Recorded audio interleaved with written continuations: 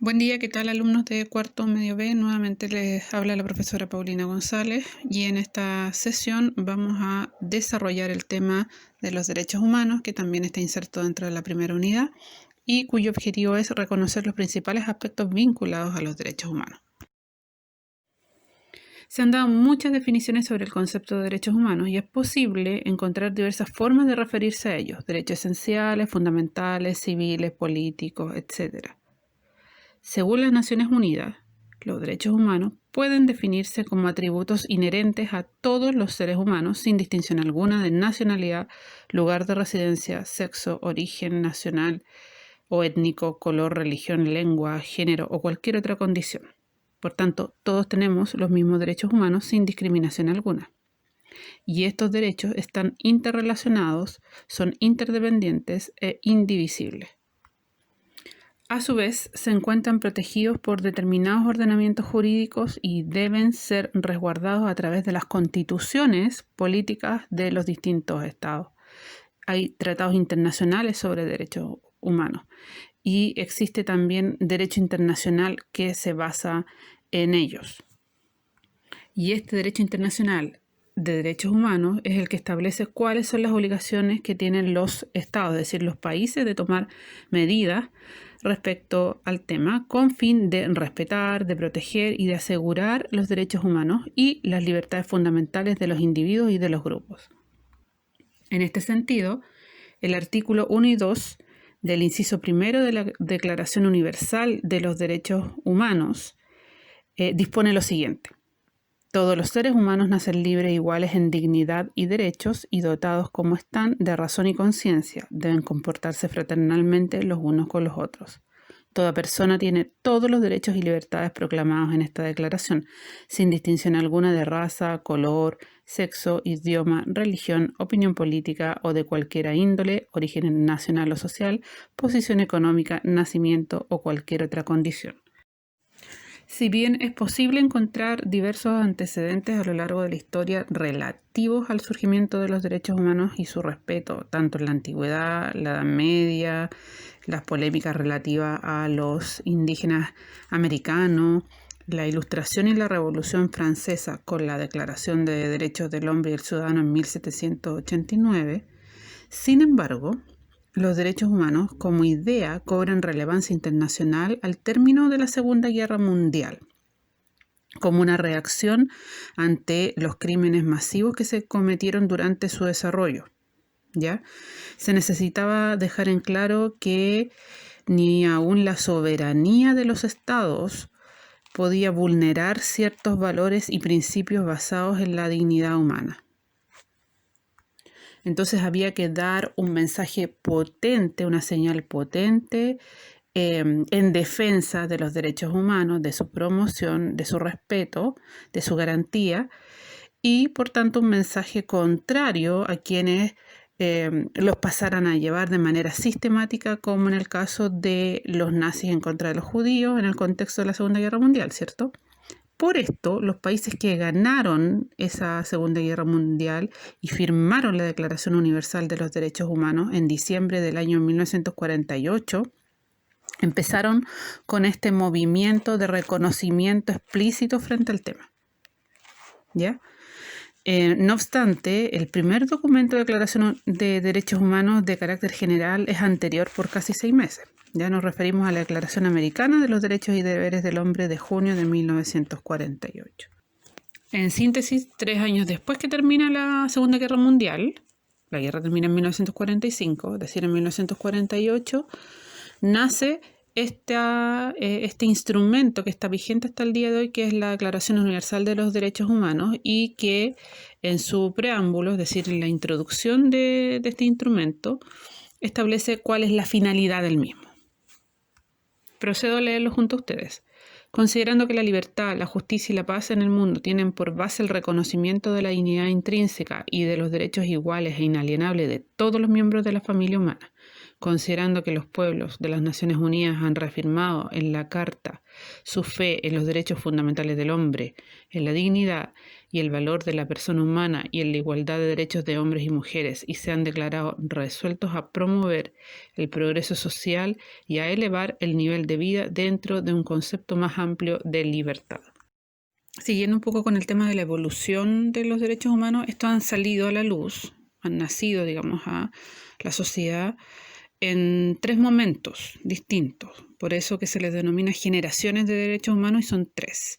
La primera, que tiene relación, como vemos en el esquema, con los derechos civiles y políticos. La segunda, que se vincula con los derechos económicos, sociales y culturales. Y la tercera, con el derecho a la paz, los derechos ecológicos, etc. Lo vincula con el medio ambiente, etc. Respecto a la primera generación, tiene su origen en los ideales de la Revolución Francesa que fundamentalmente se centraban en la idea de la libertad. Y por eso es que promueve los derechos civiles y políticos a la vida, a la libertad de conciencia, de movimiento, de asociación, a la participación política, etc.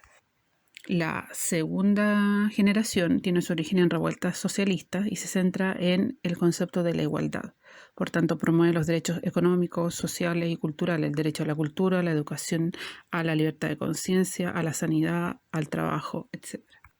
Y la tercera generación tiene su origen en la sensibilidad actual, en el contexto ya de más globalización, se centra en la solidaridad de los pueblos. Por eso es que promueve el derecho a la paz, a un medio ambiente sano, e implica una concepción más global de la humanidad.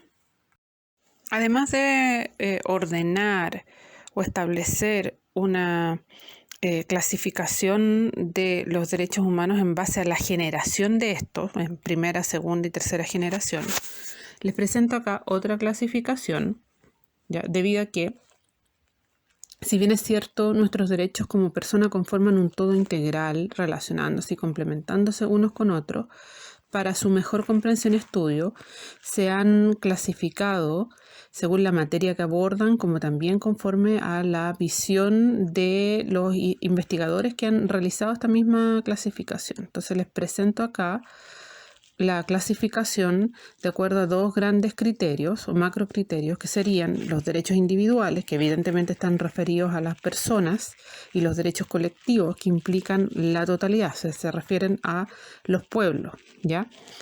De acuerdo a lo primero, los derechos individuales, según la materia que tratan, encontramos en primer lugar los derechos civiles y políticos, como el derecho a la vida, a la integridad física, la libertad de opinión, de conciencia, de igualdad ante la ley, de reunión, de asociación, al debido proceso, a la protección contra la tortura, entre otros.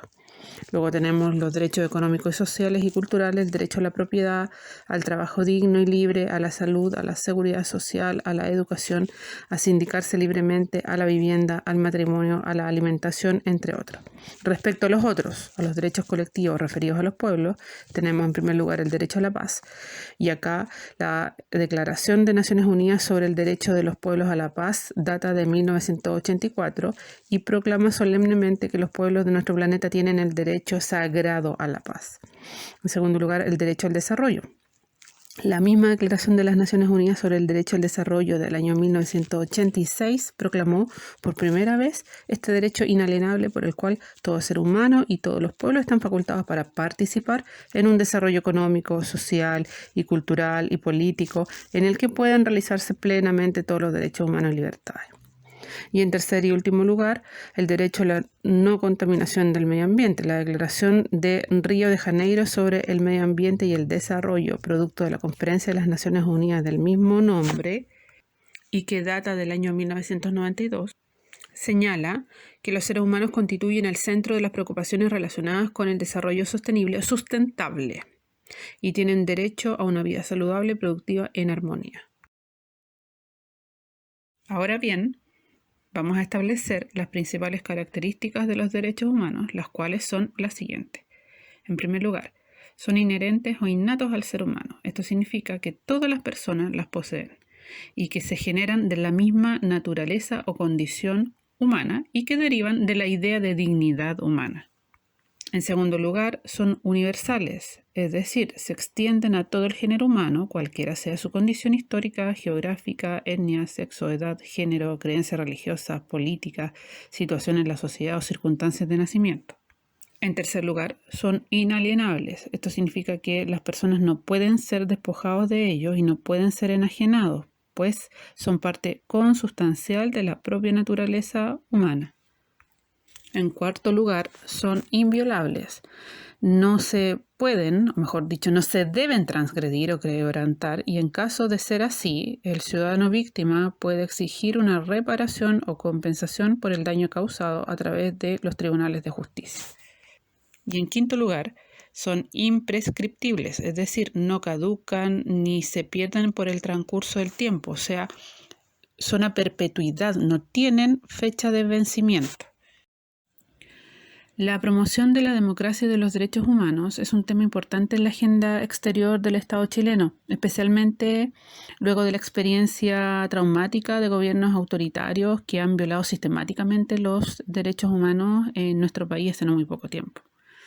El Estado de Chile, por tanto, se ha comprometido con la defensa de los derechos humanos. ¿De qué manera? ¿Cómo podemos visualizar esto? En la Constitución Política de la República de Chile, concretamente en el artículo 5, inciso 2, se establece que los órganos del Estado tienen el deber de respetar y promover los derechos esenciales que emanan de la naturaleza humana garantizados por esta Constitución, así como por los tratados internacionales ratificados por Chile que se encuentran vigentes. Entonces, los derechos humanos constituyen un límite a la soberanía de los estados, ya que los tratados internacionales señalan obligaciones que estos deben cumplir para con los miembros de la comunidad. Por otro lado, el respeto de estos derechos no es solo papel del Estado, ¿cierto? Implica una actitud diaria de todas las personas, un compromiso ciudadano, una forma de vida, que vea en el otro sujeto o la otra persona un sujeto de derechos y en sí mismo un sujeto de responsabilidad social. Luego de la Segunda Guerra Mundial y en el contexto de los horrores del Holocausto judío, la recién creada Organización de las Naciones Unidas, es decir, la ONU, redactó la Declaración Universal de los Derechos Humanos, que fue la base de la preocupación sobre el tema que se profundizaría con los años, especialmente en el contexto de la globalización, en que las personas de prácticamente todo el mundo se encuentran más sensibilizados respecto de este tema, debido al impacto de las nuevas tecnologías de la información y de las comunicaciones, y sobre todo de los acontecimientos que han ocurrido en el último tiempo. Pensemos en el caso de Estados Unidos, con esta situación que se dio con el asesinato de el hombre de raza negra George Floyd, y que nos ha de alguna manera graficado el hecho de que temas que quizás dábamos por superados no están superados. Entonces, una manera de fortalecer la garantía y el reconocimiento efectivo y real es no solamente a través de las constituciones propias de cada estado, sino que a través de tratados internacionales que son vinculantes. Es decir, que te amarran jurídicamente el momento que tú como país los firmas, y que el irrespetarlo puede conllevar distintos tipos de sanciones. Como un gesto político bien importante, en enero del año 2012, el presidente Sebastián Piñera, en su primer mandato, firmó un proyecto de ley para la creación de una subsecretaría de Derechos Humanos dependiente del Ministerio de Justicia, el cual sería nominado Ministerio de Justicia y Derechos Humanos, haciendo un reconocimiento a las experiencias vividas en el pasado de nuestro país, donde estos derechos claramente fueron violados. Para no extenderme más en el tema, les anexo acá una especie de tabla donde aparecen algunos de los principales tratados internacionales de derechos humanos. La verdad es que este tema da para mucho más. La podríamos haber abordado de manera específica el avance en términos de reconocimiento de los derechos humanos referente a los niños, niñas y adolescentes, a los grupos indígenas, a los inmigrantes, a las mujeres, entre otros grupos de nuestras sociedades. Pero nos habríamos extendido demasiado. Así que vamos a dejar la sesión hasta acá y vamos a realizar, como lo hacemos tradicionalmente, una recuperación de los conocimientos que hemos desarrollado, una especie de síntesis, en esta misma sesión. Entonces, para responder a la pregunta que aprendimos en esta clase, vamos a comenzar estableciendo que los derechos humanos son un conjunto de atributos o atribuciones propias de todas las personas sin ningún tipo de distinción. Y en términos de su evolución, si bien es cierto, tienen un origen remoto, mencionábamos por ejemplo el caso de la Revolución Francesa a fines del siglo XVIII, internacionalmente se han reconocido a partir de la Declaración Universal de los Derechos Humanos que data del año 1948.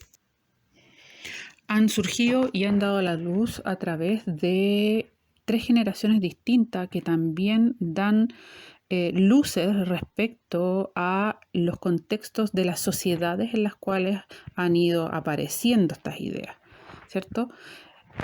Partiendo con los derechos civiles y extendiéndonos a los derechos de los pueblos donde están contenidos, por ejemplo, el del medio ambiente, a la paz, etc. Además de lo anterior, también se pueden clasificar en 2 grandes grupos, los individuales y los colectivos.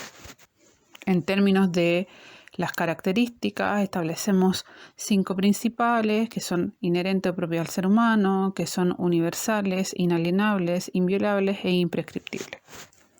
Y si bien es cierto, es importante que cada uno de los estados reconozca de manera individual a través de sus respectivas constituciones políticas la garantía y el reconocimiento a los derechos humanos, no basta en la actualidad solo con eso, sino que se tienen que establecer ciertos parámetros internacionales de reconocimiento a estos mismos derechos. Sobre todo considerando que estamos en un contexto de globalización. Y por lo mismo, no basta solamente con aludir a la Declaración Universal original del año 1948, sino que en la medida en que las sociedades van avanzando, los derechos humanos y el enfoque que hay frente a ellos se va haciendo cada vez más complejo. Entonces es importante que vayan apareciendo nuevos instrumentos jurídicos que consideren estas nuevas situaciones particulares que van apareciendo. Bien, y para no extenderme más en esta clase, la vamos a dejar hasta acá. Recuerden que ya saben que esto va de la mano con una guía del mismo tema. Seguramente nos vamos a encontrar en una futura tutoría. Es importante que ustedes por lo menos lleguen a la tutoría echándole un vistazo a esta clase o a la guía que tienen que desarrollar. Bien, sigan encontrándose muy bien en sus hogares y nos encontraremos por acá en otra oportunidad. Hasta pronto.